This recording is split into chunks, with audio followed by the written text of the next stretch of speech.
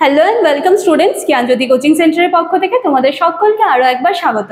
এর আগের দিনে আমার আলোচনার বিষয় ছিল সংকীর্ণ অর্থে শিক্ষা, এবং এর আগের দিন আমি ক্লাসে বলেছিলাম যে পরবর্তী দিনে কিন্তু আমার আলোচনার বিষয় থাকবে ব্যাপক অর্থে শিক্ষা। তো সেই মতোই আজকে আমার ক্লাস ব্যাপক অর্থে শিক্ষা। আজকের আলোচনার বিষয় বা আজকের টপিকে যাওয়ার আগে আমি একটু তোমাদেরকে বলে নিতে চাই, তোমরা যারা একাদশ শ্রেণীর ছাত্রছাত্রীরা রয়েছো এবং তোমরা যারা কম বেশি প্রত্যেক দিন কিন্তু আমাদের জ্ঞানজ্যোতি কোচিং সেন্টারের যে সমস্ত ভিডিওসগুলো প্রোভাইড করা হচ্ছে বিভিন্ন স্যার ম্যামদের দ্বারা, আমার দ্বারা, তো এগুলো দেখার পর যদি তোমাদের মনে হয় যে তোমাদের আমাদের কাছে পড়ার ইচ্ছে বা আমাদের কাছে পড়তে চাইছো, তোমাদের সকলকে কিন্তু ওয়েলকাম। শুধুমাত্র তোমাদের কথা মাথায় রেখেই কিন্তু ভীষণ সামান্য কোর্স ফি রাখা হয়েছে। এছাড়া তোমরা যদি ভাবছো যে শুধুমাত্র একটা সাবজেক্ট নিয়ে আমাদের সাথে যুক্ত হবে, সেই ফ্যাসিলিটিসও রয়েছে। এছাড়া তোমরা যদি সমস্ত সাবজেক্টসগুলো নিয়ে আমাদের সাথে যুক্ত চাও, সেই ফ্যাসিলিটিসও কিন্তু তোমাদের রয়েছে। এবং তার জন্য তোমাদেরকে কি করতে হবে, এখানে কর্নারে দুটো নাম্বার দেওয়া আছে, এই দুটি নাম্বারের মধ্যে যে কোনো একটি নাম্বারে কিন্তু যোগাযোগ করে তোমরা অনায়াসে আমাদের সাথে যুক্ত হয়ে যেতে পারছো। এছাড়া কোর্স ফি রিলেটেড তোমাদের আরো যা কিছু কোয়ারিজ আছে সমস্তটাই কিন্তু তোমরা এই দুটি নাম্বারের মধ্যে যে কোনো একটি নাম্বারে কল করে কিন্তু তোমাদের যে প্রশ্ন আছে সেগুলো তোমরা ফুলফিল করে নিতে পারবে। কথা না বাড়িয়ে আজকের যে আলোচনার বিষয় আছে ব্যাপক অর্থে শিক্ষা, সেটা কিন্তু আমি শুরু করছি। দেখো, ব্যাপক অর্থে শিক্ষা এটা আলোচনা করার আগে আমাকে কিন্তু আবার একটু ঘুরে যেতে হবে শিক্ষার সংকীর্ণ অর্থে। সেখানে আমি কি বলেছিলাম, শিক্ষার সংকীর্ণ অর্থ মানে চাপা বা ছোট বা গণ্ডিবদ্ধ একটা ব্যাপার। কিন্তু তার একদম অপোজিটে দেখো তো আজকের আলোচনার বিষয়টা ব্যাপক অর্থে শিক্ষা। তার মানে এখানে কিন্তু আর কোনো বাধ্যবাধকতা থাকছে না এই শিক্ষায়। এখানে কিন্তু উন্মুক্তভাবে শিক্ষা নিজেকে মেলে ধরতে পারছে, সেজন্যই তো এর নাম হয়েছে যে ব্যাপক অর্থে শিক্ষা। ঠিক আছে, এবার তোমাদের টেক্সট বুকে কিন্তু ব্যাপক অর্থে শিক্ষা এই ক্ষেত্রে এস ম্যাকেনজি নিজের একটি মতামত রেখেছেন এবং বলেছেন যে ব্যাপক অর্থে শিক্ষা হলো এমন একটি প্রক্রিয়া যেটা কিন্তু জীবনব্যাপী চলতে থাকে এবং এর প্রত্যেকটি অভিজ্ঞতার দ্বারাই কিন্তু তার উত্তরণ ঘটে। আচ্ছা, এর সাথে সাথে তোমাদের টেক্সট বুকে ব্যাপক অর্থে শিক্ষার যে বৈশিষ্ট্য রয়েছে সেগুলো কিন্তু কিছু পয়েন্টসের আকারে দেওয়া হয়েছে। আজকে কিন্তু আমি পয়েন্টসগুলো লিখিনি, কারণ এগুলো সবটাই তোমাদের টেক্সট বুকে আছে। তোমরা একটু বইটা সামনে রেখে আমার ভিডিওসগুলো একটু শোনার চেষ্টা করো, অ্যাটলিস্ট আজকের ভিডিওটা। আশা করি কোনো কনফিউশন তোমাদের থাকবে না। চল, সবার প্রথমে রয়েছে জীবনব্যাপী প্রক্রিয়া। ব্যাপক অর্থে শিক্ষার বৈশিষ্ট্যের মধ্যে সবার প্রথমে রয়েছে 1 নম্বর জীবনব্যাপী প্রক্রিয়া।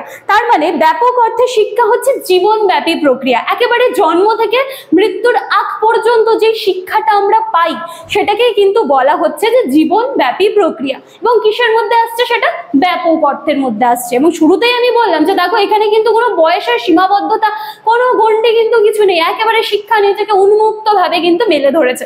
তাহলে অবশ্যই বলা যেতে পারে যে জীবনব্যাপী প্রক্রিয়া। এরপরে রয়েছে নাম্বার 2 অভিজ্ঞতার পুনর্গঠন ও পুনঃসৃজন।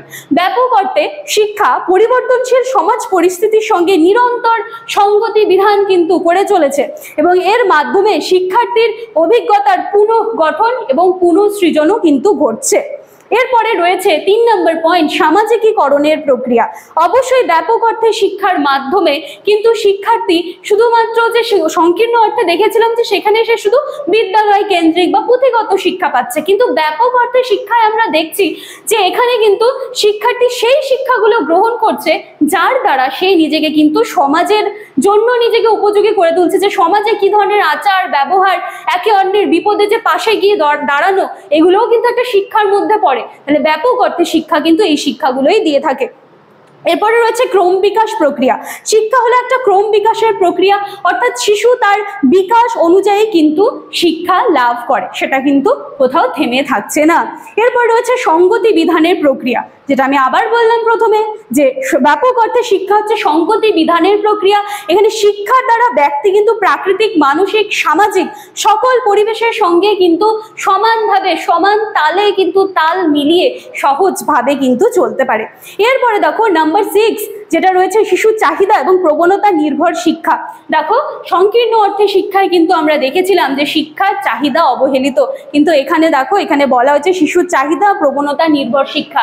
তার মানে এই ধরনের শিক্ষায় কিন্তু শিশুর কোন কোন বিষয়ে আগ্রহ, চাহিদা, সামর্থ্য, রুচি রয়েছে সমস্ত দিকটাই কিন্তু খুব ভালোভাবে নজর দেওয়া হয়। ঠিক আছে, এখানে শিক্ষার্থীদের আত্মপ্রচেষ্টা, সক্রিয়তা অনেক বেশি বৃদ্ধি পেয়ে থাকে।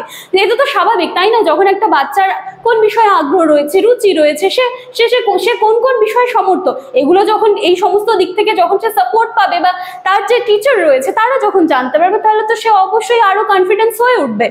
আচ্ছা, এরপরে রয়েছে আচরণের পরিবর্তন।